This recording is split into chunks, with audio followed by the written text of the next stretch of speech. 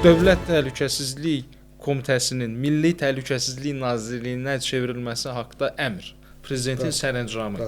Yəqin ki, bu sərəncamı imzalayan Aziz Mütəllibov idi. Bəli. Və o günü necə xatırlayırsınız? O çox maraqlı hadisədir. Siz təsəvvürünüzə gətirin ki, dünənə qədər biz təzyiqlər altında Dövlət Təhlükəsizlik Komitəsi olan bir qurumdaydıq da. O milli sözü özü bir qürur verirdi.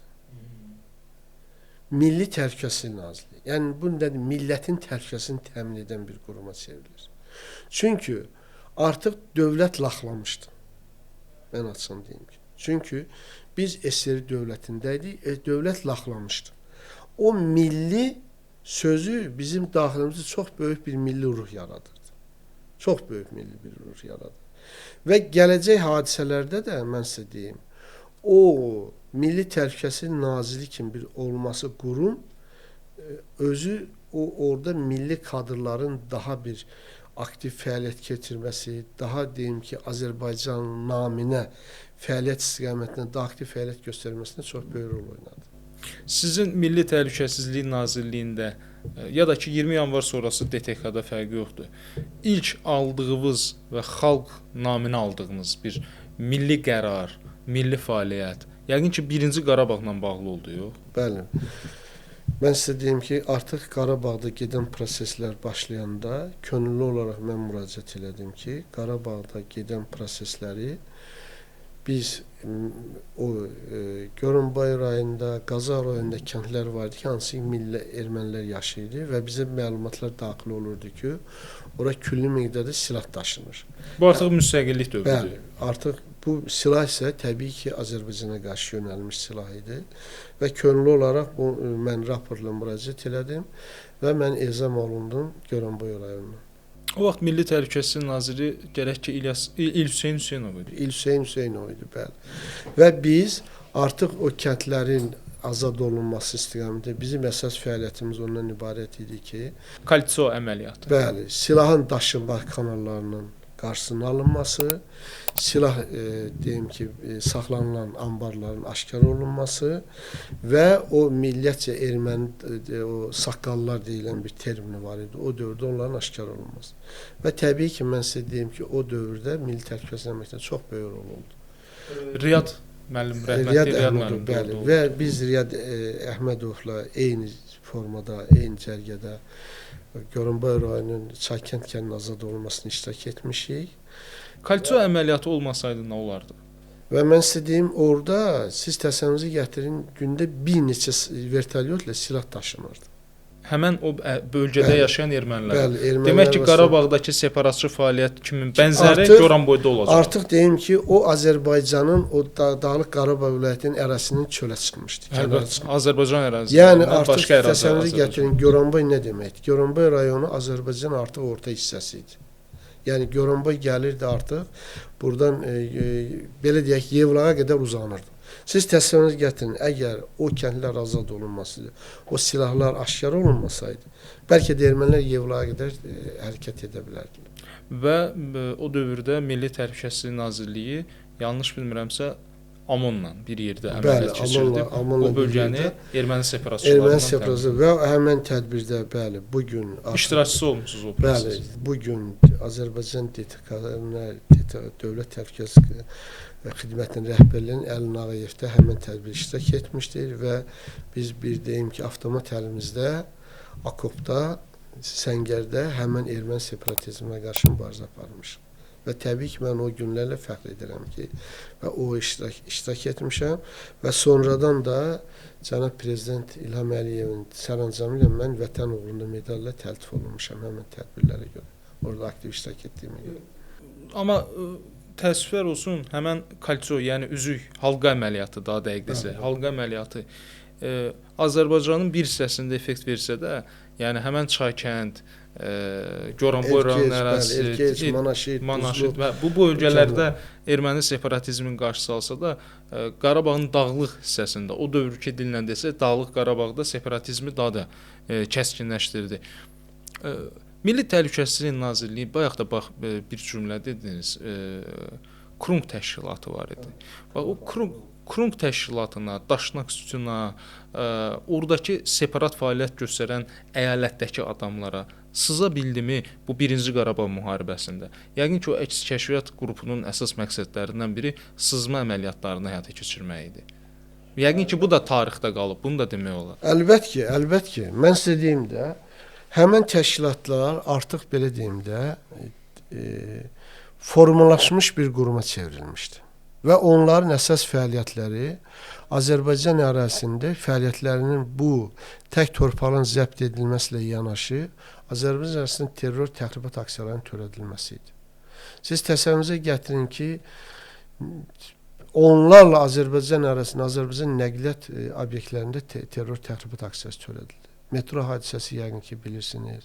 Avtobuslarda baş verən hadisəsi, Xəzər dəniz gəmisinin terror aktlarına məruz qalması və təbii ki, onda bizim əsas fəaliyyətlər istiqamətlərindən biri də bu terror təxribat aksiyalarının qarşısını almaq. Siz Milli Təhlükəsizlik Nazirliyinin formalaşdığı ilk illərdə iki prezident dövründə, yəni həm Ayaz Mütəllibov, sonra Əbülfəz Elçibəyin rəhbərliyi dövründə hansı qrupda işləmisiniz? Hansı şöbədə Mən işləmisiniz? nəqliyyat sektorunda, nəqliyyat bölməsində işləmişəm və əsas bütün demək olar ki, nəqliyyatda ən böyük məsələlərdən biri də nəqliyyat obyektlərinin bu terror təxribat aksiyalarının qorunması idi və təsəvvürünüzə gətirin ki, biz bir neçə dənə bunun belə aksiyaların qarşısı alındı.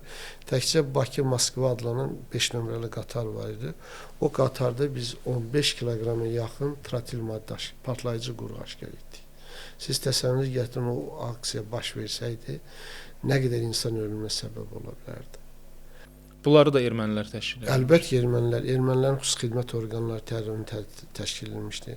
Metro hadisəsi 94-cü ildə metro hadisəsinin partladılması. Amma sizin işlədiyiniz dövrdə nəqliyyat hadisəsi deyəndə ağlıma gəldi birinci Qarakənd. Bəli, Qarakənd hadisəsi. Bəli. Bu Qarakənd araşdırmısınız onu? Yox. Yəni xidməti dövrüdür. Onun özü çox müəmmalı bir. Orada əsas söhbət nədən gedirdi? Orada Azərbaycanın bilirsiniz ki, vətənpərvər oğlanlar vardı. Mən İsmət Qayıbov, ondan sonra o vaxt Daxili İşlər Naziri işləmişdi. Sonra Məhəmməd Əsədov, sonra prezidentin müşaviri işləyirdi. Onlarla həmən o Çaykənd hadisələrində bilavasitə təmasda olmuşam. Və onlar gedirdi ermənilərlə barışıq imzalamağa. Və mən sizə deyim ki, yox, burada məsələ nədədir də? Söhbət nədən gedirdi? Azərbaycan o dövrdə çox bir zəif dövlət idi. Bizim belə deyəm ki, orada məsələ belə bir həyata keçirdi. Ermənistan tərəf silahlanırdı. Lakin bizim Azərbaycan rəhbərliyinin yaratma siyasəti nəticəsində biz silahsızlaşdırılırdı. Azərbaycanda olan bütün silahlar demək olar ki, yığılmışdı. Azərbaycanla bax, həmən kəndlərdə biz gedirdik də, Ermənistan ən ağır silahlardan belə istifadə edirlər ermənilər, o separatistlər. Amma bizdə hətta quş tüfəngi də yox idi. Siz təsəvvürünüzə gətirin. Və həmən hesab edirəm ki, o hadisənin, mən hesab edirəm ki, o hadisə tam təfsilatla araşdırılmalıdır. Erməni terroruna keçəcəyik yenə. Və burada mən maraqlı bir nüans da var. Siz çox qısa bir zamanda, əslində çox qısa bir müddətdə 4 prezident dövründə işləmisiniz və xüsusilə 90-cı illərin o siyasi ab-havasında bir neçə prezidentə qarşı çevriliş hərəkətlərində bilavasitə şahid olmusunuz. O çevriliş hərəkətlərinin bilavasitə şahid olmusunuz. Yəni mən üçün maraqlıdır. 1992-ci ilin may ayıdır. Ölkənin prezidentinə qarşı yəni ölkədə yenidən prezidentliyə qayıtmış Ali Sovet vasitəsilə, yenidən prezidentliyə qayıtmış Ayaz Mütəllibova qarşı ölkədə həm xalqın, həm də bir qrup silahlı birləşmələrin iştirak elədiyi 18 mayda səhv eləmirəmsə bir çevriliş hərəkatı gedir, hərəkata rəhbərlik eləyir. Yenə səhv eləmirəmsə Daxili İşlər orqanlarından İskəndər Həmidov, Milli Təhlükəsizlik Nazirliyi o dövrdə prezidenti, yəni o dövrün prezidenti Ayaz Mütəllibovu müdafiə elədi, yoxsa o da cəbhənin tərəfində idi? Və bu çox maraqlı sualdır. Tarix üçün bilinməli olan. Mən sizə deyim ki, Ayaz Mütəllibovun istefa verməsinin ən başlı səbəbi nə idi? Xocalı. Ayaz Mütəllibovun, bəlkə də deyərdim Xocalı, tək Xocalı deyil. Çünki Ayaz Mütəllibov bir mənalı olaraq Qarbaçovun göstərişlərini yerinə yetirdi. Ayaz Mütəllibov Azərbaycan üçün demək heç bir belə deyim ki, müstəqil addım ata bilmirdi. Və bu isə cəmiyyət arasında çox böyük mənfi reaksiyalar doğururdu. Çünki Moskvanın ikiyüzlü siyasəti artıq bəlli idi. Kifayət qədər bəlli idi. Və heç də onlar onu gizlətmirdi. Lakin Ayaz Mütəllibovun mən deyərdim ki, ən böyük siyasi səhvlərindən biri o idi ki, o hadisələrin ərəfəsində ancaq Moskvanın diktəsi ilə oturub dururdu. Və bu da ona qarşı narazılığı artırır. Bu da əlbəttə ictimaiyyət arasında çox böyük narazılıq. Və sizin qurumda vəziyyət, münasibət necə idi?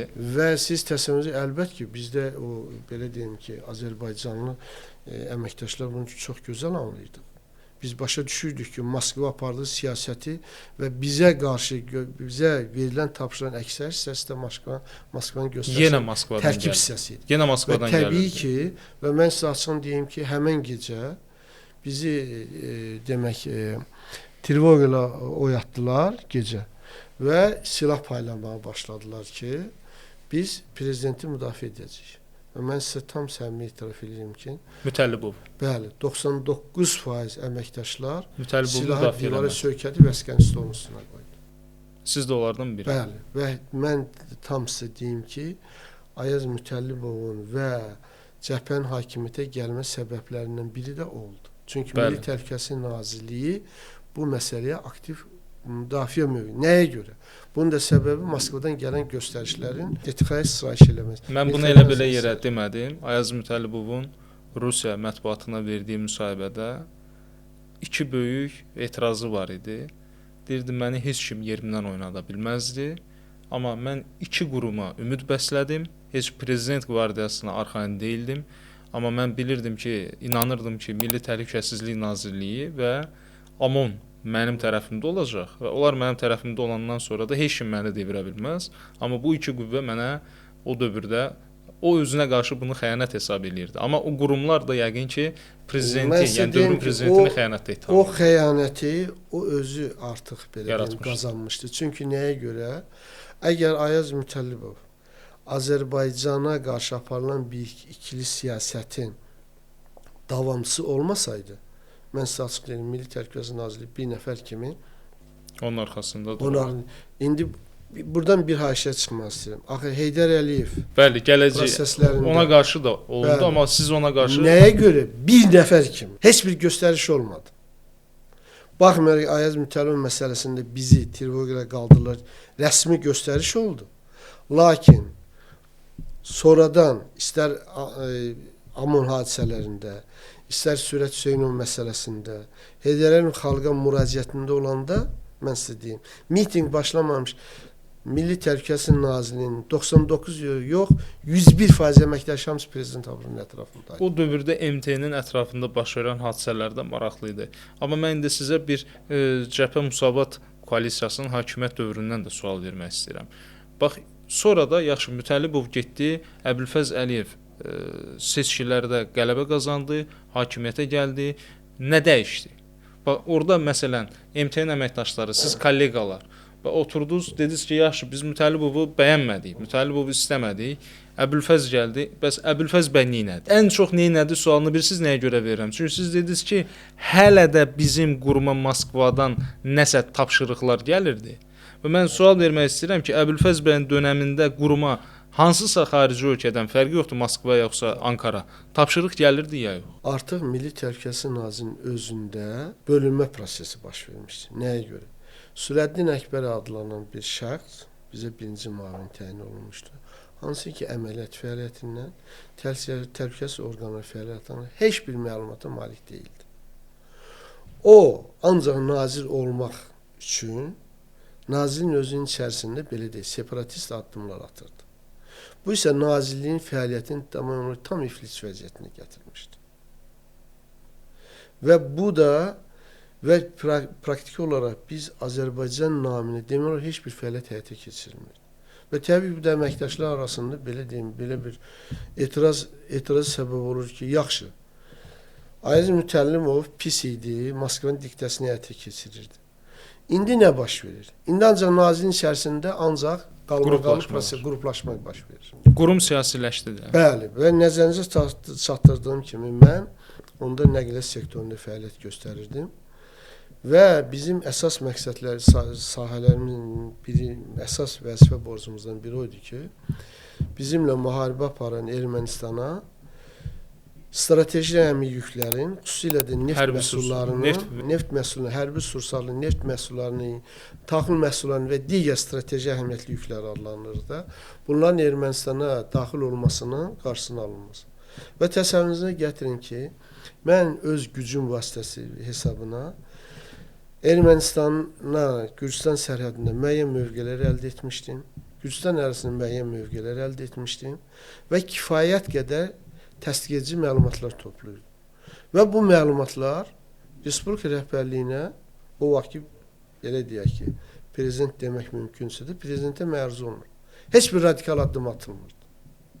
Yenə də istər Azərbaycanın özündən, istərsə Azərbaycan tranzit olan yüklərin əksər hissəsi, siz təsəvvürünüzə gətirin ki, Rusiya ərazisinin xüsusilə Çeçenlər çox fəallaşmışdı.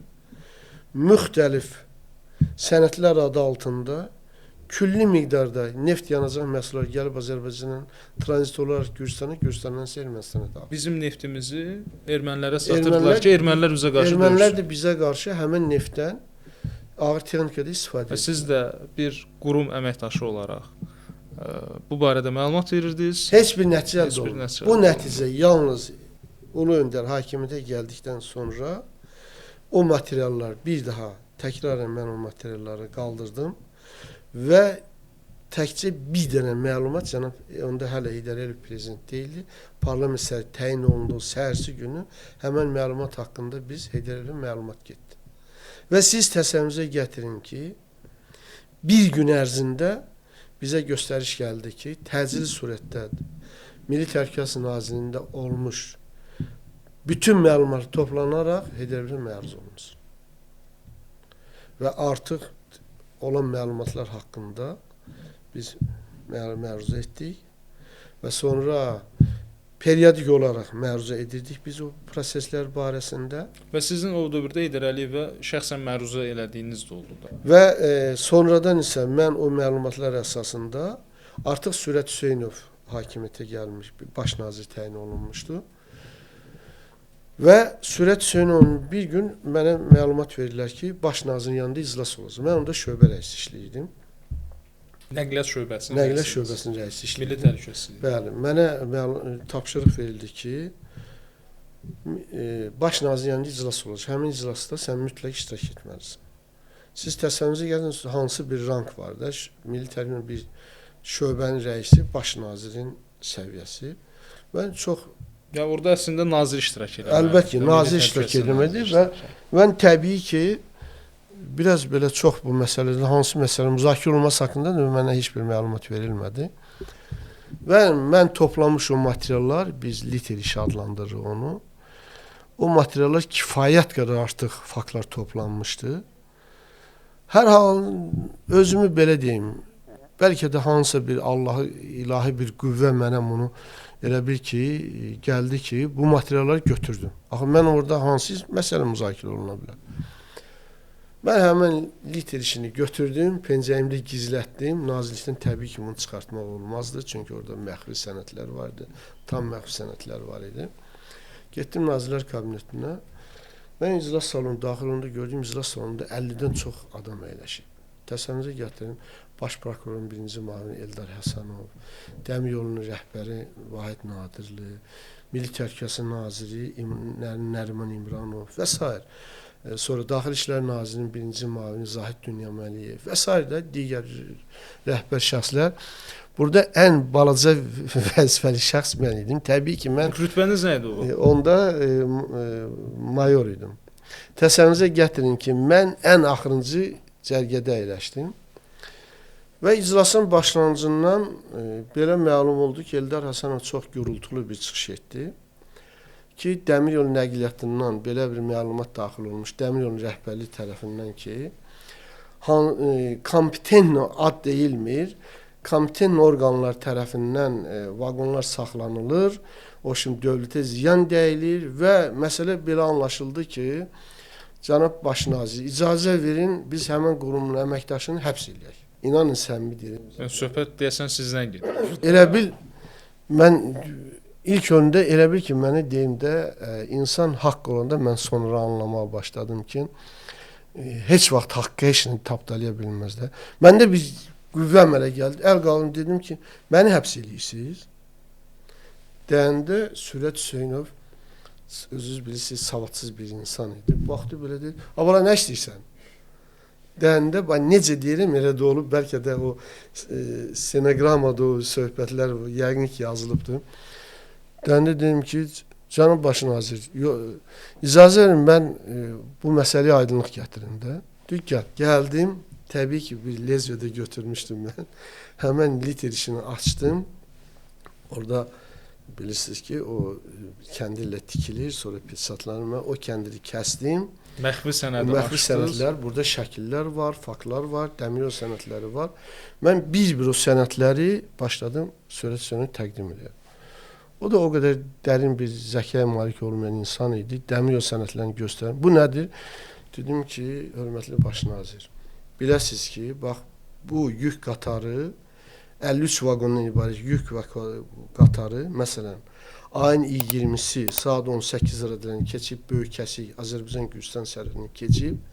Lakin 8 saatdan sonra Gürcüstan Ermənistan sərhəd Sadaqlı stansiyası var, dəmiryol. Oradan keçib Ermənistana. Abavyan stansiyasında boşalıb. Bax bu da sənədlər. Siz təsəvvürünüzə gətiriniz zalında tam sükut çöküb. Eldar Həsənov nəsə demək istəyəndə ki, yox bu dedim ki, xahiş edirəm siz bir hüquqşünas kimi ilk növbədə məsələni başqa yerə yönəltməyəsiniz. Bu məsələlərə aydınlıq gətirəsiniz. Təsəvvürünüzə gətirin ki, mən ani olaraq bir də gördüm ki, Nəriman İmranov məni bəlkə də inanın atəş açmağa hazır idi. Yəni nazirdir. Nazirimizdir. Nəriman söz almaq istəyəndə dedim, cənab nazir, mən xahiş edirəm, qoy mən fikrimi tam iclas iştirakçılarına məruzə eləyim. Sonra mənim talimlə nə həll edərsə eləsin. Amma bu faktlar hasansa üzə çıxacaqdır. O mənə irad bildirdi ki, sən məxfi sənədləri sənə kim icazə verib bura çıxarmağa, sənin ixtiyarın yoxdur. Məsələn, dedim ki, əgər Respublikanın taleyi həll olunursa, Azərbaycan taleyi həll olunursa, hansı məxfilikdən söhbət gedə bilər? Burada nə məxfi sənədlər var? Azərbaycan daşınan yükləri, neft məhsullarını və tranzit yüklərini, əksər hissəsi Ermənistana gedir, biz də Ermənistana güya müharibə aparır. Təsəvvürünüzə gətirin ki, burada sükut çöktü, sonra mənə qayıtdı ki, təklifin nədir? Eldar Həsənovun buna etiraz eləməyinin səbəbi nə idi? Orada çox böyük maddi maraq var idi. Bax bugün milyonlarla siz təsəvvür edin ki, hal-hazırda siz böyük bir faktı burada açıqladınız. Çünki dediyiniz məsələ cəbhə müsavat dövründən başlayır. Bəli. Amma aşkarlanma məsələsi bu radəyə qədər dediyiniz artıq Ulu Öndərin hakimiyyətə qayıdışından sonradır. Və siz bunları danışdıqca mənim gözümün qabağında nə canlanır? Hörmətli Rövşən Məmmədov, ASTV-nin sədri dəfələrlə həmən arxiv görüntülərini təqdim edirdi dövlət televiziyasında. Bu arxiv görüntülərində də özü şəxsən kadr arxası mətnində qeyd eləyirdi ki, o vaxt Cəbhə Müsavat hökuməti ermənilərə birbaşa benzin satırdı, neft satırdı.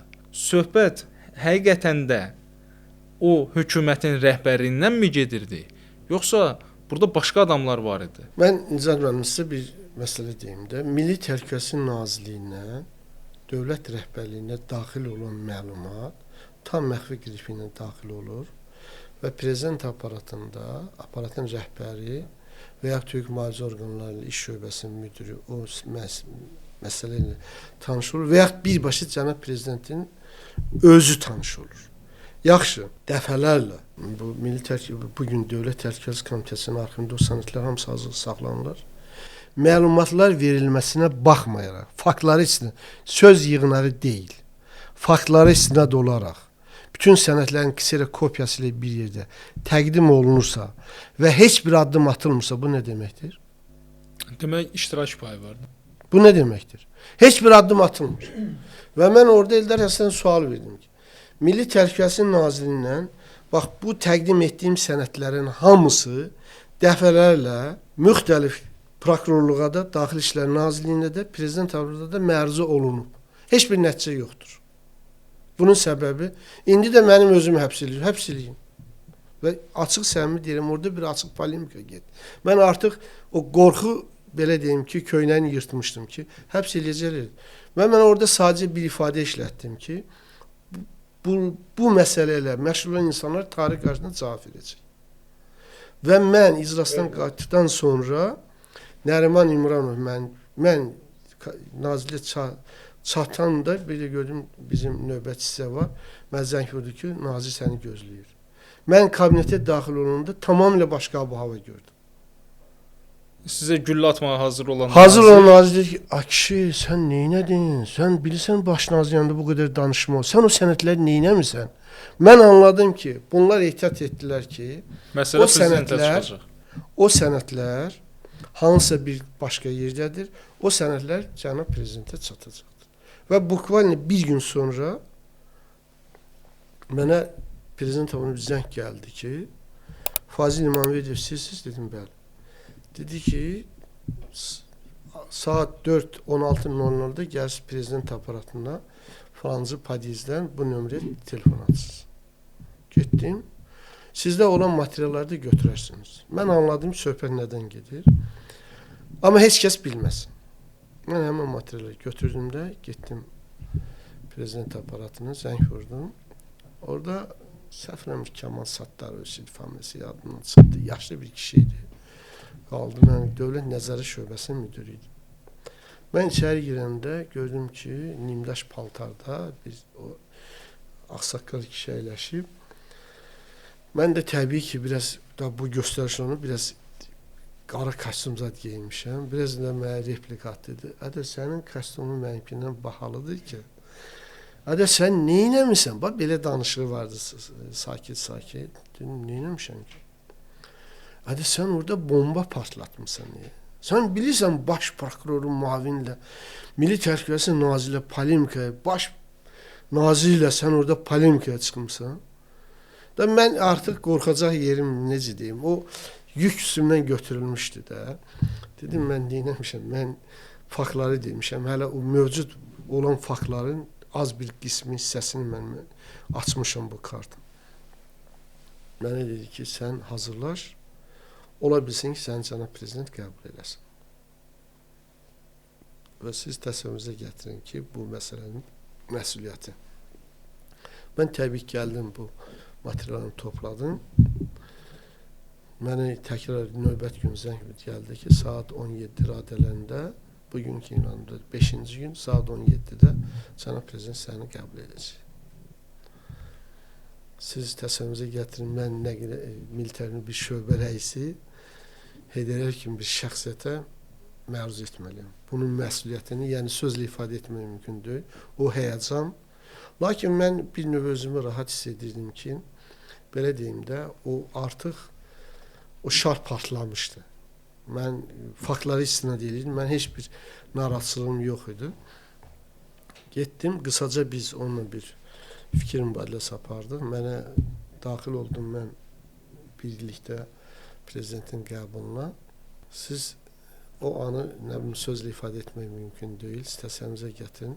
Heydər nəsə yazırdı. Birdən başını qaldırdı belə. Mən əlindən də, gəl otur görüm. Əyləşdim. Mən ayaqüstə məruz eləm, otur. Bir qısaca deyə görüm, sən harada oxumusan, neynəmirsən, hardan gəlmirsən? Mən orada bir ifadə işlədim, cənab prezident. Mən 1978-ci ildə siz Moskvaya yollansan. İnanın, mən o insanın üzündə bir parlaq, onun başını qaldırdı belə mənə, danış görüm. Bizim söhbətimiz, o həyəcan keçdi. O həyəcan keçdi, tam səmimi məruzəyə mən başladım, faktlar. Və mən orada bir məsələn şahid oldum. Mən dəmir yolçuyam da, ixtisasçım, dəmir yol mühəndisləri institutunu bitirmişəm və 5 ilə yaxın fəaliyyət göstərmişəm də. Sonra da nəqliyyat sahəsinin kuratoru olduğuma görə mən bu nəqliyyat, belə deyim də, sahəsində kifayət qədər özümü, belə deyim, bilikli adam hesab edirdim. özlüyümdə də deyirdim ki, mən uzun müddətdən və mən artıq mərzu eləyəndə ki, bax cənab prezident, bu mənə qayıtdı ki, sən mənə də görüm. Bugün kimi обратный передаточный ведомствоsu var yoxsa yox? Mən sizə əmin edirəm ki, bəlkə də dəmir yolçular. Bu dəmir yolçu terminidir. 90% heç bilmir ki, обратный передаточный ведомство nə deməkdir. Mən sənə təqdim elədim, dedim cənab prezident, bax, bu обратный передаточный o nə deməkdir? Vaqonlar boşalır, geri qayıtır.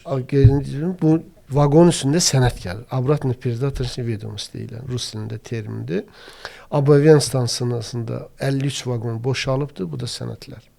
Bax, bu da naturный list, Azərbaycan, Gürcüstan sərhədini qatar keçib. Bu saatda, bukvalni 7-8 saatdan sonra isə Tbilisi Saktaroşdan göndərilib, Sadaqlı stansiyasını keçibdir. Heydər Əliyev bu məlumatı əldə edəndən sonra bu prosesin qarşısını necə? Və siz təsəvvürünüzə gətirin ki, bu böyük bir inqilab baş verdi. Demək, mən Heydərin qəbuluna çıxdıqdan sonra mənə Xariclər Nazirliyindən zəng gəldi ki, təcili surətdə siz gəlməlisiniz Xariclər Nazirliyinə. Getdim Xariclər Nazirliyinə, məsələ dedilər ki, biz Gürcüstan tərəfinə hökumətin nota hazırlayırıq. Həsən Həsənov idi nazir. Bəli, biz Gürcüstana nota hazırlayırıq. Biz orada bir sənəd hazırladıq, faktları istinad edərək Gürcüstan tərəfinə. Orada Jivaniya var idi. Jivaniya Gürcüstan da baş nazir oldu. O çalışırdı ki, artıq Gürcüstanda da proseslər gedirdi. O istəyirdi ki, Gürcüstanda prezident seçilsin. Amma millət erməni idi. Şevardnadzənin yerinə. Hə, o millət erməni idi. Və o onda səhv eləmirəmsə baş nazirin müavini idi, səhv eləmirəmsə. Və bütün bu məsələlərə başçılıq edən o idi. Və açıq notla mən bildirdim ki, bu millətcə ermənidir, lakin gücləşmiş ermənidir sənədləri. Təsəvvürünüzə gətirin ki, Heydərin tapşırığından sonra bizim digər qurumlarda aktiv fəaliyyətə başladı və Gürcüstan ərazisində gücləşmiş ermənilər haqqında kifayət qədər Gürcüstan dövlətinə məlumat verildi. Xariclər Nazirliyinə məlumat verildi. Və bu transportun qarşısı alındı. Və bu, belə deyim, bu patokun qarşısı alındı. Və həmən əgər siz yadınızdasa, 93-cü ildə biz əməliyyat prosesi başladı. Biz Füzuli istiqamətində döyüşlər gedirdi. Horadiz böyük bir strateji əhəmiyyətə malik olan ermənilər, mən sizə deyim, nəyə görə atəşkəsə razılaşdılar? Artıq erməniləri, belə deyim ki, yanacaq kanalı kəsilmişdi. Siz təsəvvürünüzə gətirin ki, məndə bizim litr işlərində kifayət dəqiq məlumatlar var. Onda Ermənistanın baş naziri Manukyan idi. Manukyan selektorini iclas keçirir. Biz o efirdən o məsələləri alırdıq da. Artıq qos rezervdən yanacaq verilirdi. Təsəvvürünüzə gətirin. Bunun nə qədər böyük strateji əhəmiyyəti var idi. Tapşırır, təsəvvürünüzə gətirin. Horadiz istiqamətində ağır texnikanın hamısını poliyada qoyub qaçmışlar ermənilər. Çünki yanacaq çatışmır, yanacaq çatışmır. Və onda ermənilər artıq məcbur olurlar atəşkəsə getməyə. Çox böyük bir tarixi həqiqəti bu dəqiqə dilə gətirdiniz. Və mən inanmıram ki, hal-hazırda məndə olan məlumata görə hal-hazırda Allah qapısını açsın, amma Eldar müəllim bu məsələlər üzrə ittiham olunmur. Yox, amma, o vaxtlar sonra Eldar... Amma sonra, mənim indi o dövrlə bağlı hədsiz suallarım çoxdur, vaxt azalır. İstəyirəm ki, biraz müasir MTN tərəfə də yaxınlaşaq, amma 90-lardan bir dənə də sualı verim, sonra keçək müasir dövrə. Dövlət çevrilişlərində dedik, Sürət Hüseynovun çevriliş cəhdinin məsələsi aydın idi.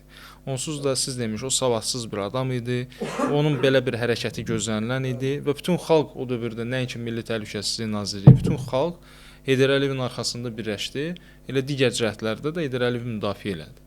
Amma 95-ci ilin mart qiyamında üçüncü bir ölkənin əyani müdaxiləsi var idi. Bu ölkə Azərbaycanın müttəfiqi idi.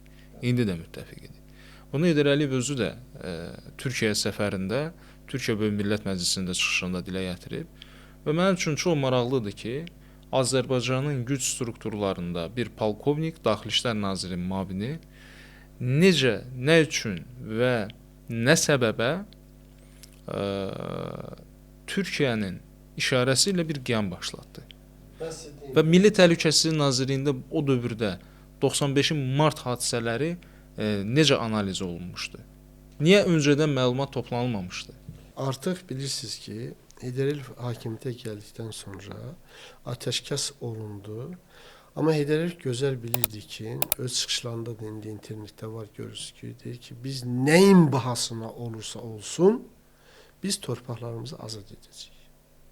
Əgər sülh yolu mümkün deyilsə, biz müharibə yolu torpaqlarımızı azad edəcəyik. Heydər Əliyev dahil ondaydı ki, Heydər Əliyev anlayırdı ki, iqtisadiyyatı zəif olan ölkə müharibə apara bilməz. Heydər Əliyev artıq neft kontraktları istiqamətində proseslər başlamışdı, müzakirələr gedirdi. Artıq, belə deyim, böyük dövlətlər bura çox böyük maraq göstərirdi Heydər Əliyevin sayəsinin nəticəsində. Təbii ki, o vaxt Türkiyədə də xüsusilə baş nazir vəzifəsini tutan çillər, o müəyyən bir qrup var idi ki, o kontraktın, o neft müqaviləsinin Azərbaycanda deyil, Türkiyədə bağlanmasının tərəfdarı idi. Oradan özlərini böyük pay almaq istəyirdilər və bir növ, belə deyək, Azərbaycanı müstəqil bir dövlət kimi yox, vassal bir dövlətə çevirmək niyyəti güdülürdü. Əlbəttə ki, Heydər Əliyev buna qarşı idi. Ona görə Heydər Əliyev burada müstəqil siyasət yürüdürdü və Azərbaycan sərvətinin sahibinin Azərbaycan olduğunu, Azərbaycan xalqı olduğunu diqqətə çatdırırdı və bu isə təbii ki, çox maraqlara zidd idi. Mən ən çox narahat edən o dövrü oxuyanda məsələ bilirsiniz nə olub? Ölkənin prezidentini özünə qarşı çevriliş cəhdini, öz hakimiyyətə qarşı çevriliş cəhdini, yanlış xatırlamıramsa Kopenhagendə yaxud başqa bir Avropa ölkəsində Türkiyənin prezidenti və keçmiş dostu, yaxın münasibətləri olan bir dostu Süleyman Dəmirəldən alır. Amma ölkənin Milli Təhlükəsizlik Nazirliyindən o məlumatı ala bilmir. Bu nə məsələ idi? Yəni bu AMON-un bu cür qiyama hazırlaşdığı, Cavadovun Ankaraya gedib gəlməyi, sonra Ankaranın səfirliyinin, yəni Türkiyə səfirliyinin Bakıdakı nümayəndələrinin bəzi şübhəli fəaliyyətləri, tez-tez müxaliflərlə görüşmələri, Kələkiyə, Əbülfəz Elçibəyin yanına gedib gəlişlər. Bunların hamısı barədə bir məlumat bazası yox idimi? O dövrdə bizim Milli Təhlükəsizlik Naziri kim idi? Namiq Abbasov. Namiq müəllim. Namiq Abbasov. Mən Namiq Abbasov dövründə işləmişəm də. Namiq Abbasovdan vətənpərvər obrazı yaradılmışdı. Namiq Abbasov Azərbaycanda baş verən o vaxt 90-cı illərdə baş verən hadisələrdən sonra Namiq Abbasov göndərilmişdi Murmansk şəhərinə Kadrlar şöbəsinə müavin. Sonra Əbülfəz Elçibəy hakimiyyətə gəldikdən sonra Namiq Abbasov qaytarıldı, gətirildi, oldu Milli Təhlükəsizlik Nazirinin müavini. Bu sizə nəsə demirmi? Namiq Abbasovun özünün də müəyyən siyasi ambisiyası var.